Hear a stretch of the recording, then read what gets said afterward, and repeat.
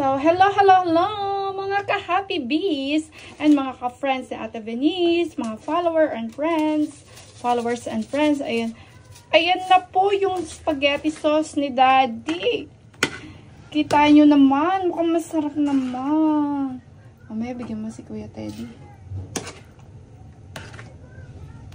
Tsaka sila tita ni Venice, yung mga pinsan, mga tito. Kasi madami naman yata yung spaghetti, no di? So, mag-share kami mamaya sa mga tito, tita, at yung kapitbahay namin. Tao ba? Mukhang masarap! Pati yun ang pasta, Dad. Pasta. Ready na. Inaantay na lang yung cook. Ay, yung soup. Yung ano? Spaghetti sauce pa. Yung mukhang matutuwa na naman yung mga kids. Napaka-sweet talaga ni Daddy kahit kailan. Si Daddy talaga ay mapagmahal sa pamilya.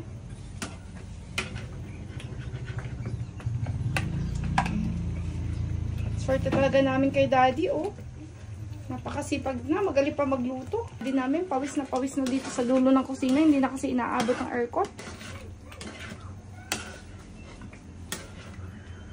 Ano ba?